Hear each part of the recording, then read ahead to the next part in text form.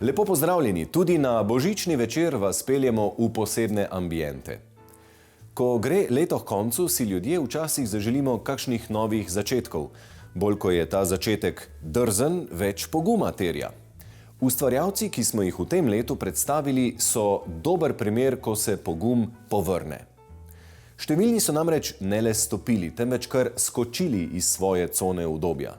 Predstavljamo vam najbolj navdihujoče zgodbe, ki nam morda vlijajo nekaj dodatnega poguma, da v letu, ki je pred nami, zaplavamo v neznano, saj morda prav takrat spišemo svoje najlepše zgodbe. Morda je prav začetek nečesa novega odlična priložnost, da razmislimo o svojih dolgoletnih željah, hrepenenjih in sanjah. Največkrat je potrebna predvsem dobra mera poguma, nujna komponenta je tudi strast, ki nam daje zagon na novi poti. Prav naravni materiali so iz številnih ustvarjalcev, ki smo jih predstavili v iztekajočem se letu, izvabili največ ustvarjalnosti.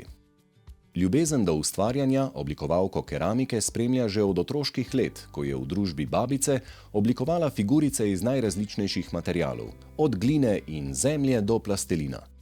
Njen proces oblikovanja gline je nadvse dosleden in obsega vse korake od nabiranja gline do končnega izdelka. A ni le glina tista, ki je med tem procesom deležna občutne transformacije.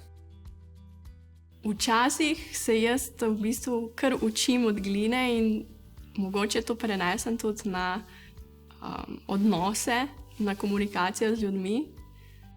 Recimo, čisto en tak primer bi rekla, ko odprem peč, to je tisto zadnje dejanje pri oblikovanju keramike, velikokrat je šok, ker ni tako, kot bi hotel, ni točno tako, kot si bi zamislil. In takrat moraš vzeti par sekund časa in dovoliti, da sprejmeš to, kar je, in potem greš naprej. Jasno je, ko stopimo iz dobro znane cone udobja, nam življenje postreže z vrsto modrosti in nam ponudi novo možnost za brezmejni razvoj in rast. Zato nikoli ni prepozno, kar dokazuje rokodelka, ki danes ustvarja čudovite lesene izdelke. Ujeta v rutino dolgoletnega poklica je spoznala, da potrebuje spremembo. V zrelih letih je tako zapustila varen pristan redne službe in zajadrala na samostojno pot. Postala je ena izmed le 2 slovenskih strugark, sprememba pa je v njej sprožila paleto občutkov, ki prej sploh niso prišli do izraza. Meni je bilo zanimivo predvsem to, kako svež lahko postane tvoj ko se lotiš nečesa popolnoma novega.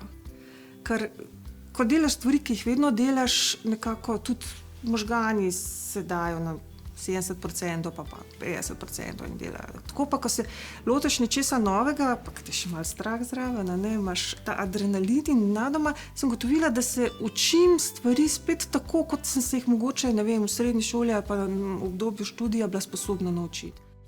Pri ustvarjanju jo navdihujeta narava in bogastvo dediščine arhitekture, rezultat pa so prekrasni izdelki izdelani iz slovenskega lesa. Na slednjega prisegata tudi oblikovalki, ki z igrivimi izdelki in podobami obujata našo prvinsko naravo. Njune stvaritve združujeta grafično oblikovanje in obdelava lesa, s čimer odkrivata popolnoma nove ustvarjalne potenciale. Oblikovalec lesenih kosov in vrtnega pohištva pa je svoje pravo poslanstvo odkril, ko se je nič hudega sluteč odločil, da zaviha rokave in si izdela garnituro za lasten vrt. Obdelovanje lesa ga je tako zelo prevzelo, da je redni službi pomahal v slovo in začel v les pisati novo samostojno zgodbo. Jaz sem razmišljal tudi tako, da moraš imeti rad, ampak to ni dosti.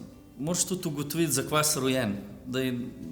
Nam je rekel, da sem jaz oblikovalec, ker najbrž nisem izučen oblikovalec, ampak se mi pa zdi, da imam v sebi, da sem se s tem nekako rodil. Delal sem veliko stvari, veliko sem se naučil, velikokrat sem se opekel. Ja, ne zmanjka mi tega zagona. Mogoče to ni najbolj, ker moraš, daj bi mogel večkrat pri kakšni stvari vztrajati. Temu lahko le prikimamo. Dokaz pa so tudi prekrasni leseni izdelki in vrtne garniture, ki obogatijo slovenske vrtove. Prav tako kot stvaritve arhitektke, ki je za svoje kreativno izražanje izbrala nekoliko drugačen material – vlakno cement. Njeni prefinjeni izdelki so navdušili tudi tujo javnost, tako je glas o slovenskem oblikovanju ponesla tudi po svetu. Da se ne gre meniti za opazke in stereotipne predstave, dokazuje tudi ustvarjalka čudovitih lesenih umivalnikov, ki počivajo v prekrasnem studiu v Kortah nad Izolo. Natja, po poklicu kiparka, je v ta namen obnovila staro istrsko hišo, ob njej pa si je ustvarila tudi manjšo delavnico. Ker plava v stereotipno moškem poklicu, so jo sprva gledali nekoliko postrani. Danes pa je marsikomu vzgled in navdih. Ampak splača se, četudi bo včasih kdo mislil, da si malo nor. S tem se strinja tudi oblikovalec prekrasnih masivnih lesenih miz, ki v gorenjski prestolnici piše navdihujočo zgodbo.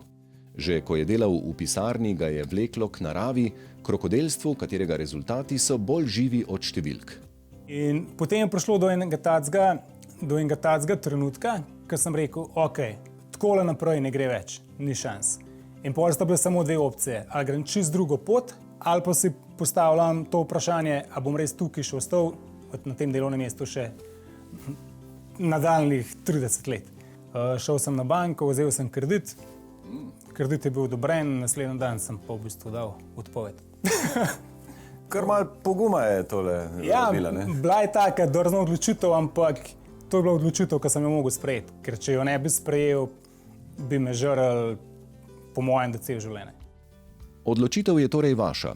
Morda so nam lahko pri tem v navdih kar najmlajši, ki svet dojemajo precej bolj igrivo in radoživo kot odrasli. Svet dojemajo kot veliko igrišče in se brez zadržkov vzpenjajo proti vrhu. Naj vam torej v letu, ki prihaja, dela družbo razigranost, naj vas navdihne spontanost in spremlja pogum.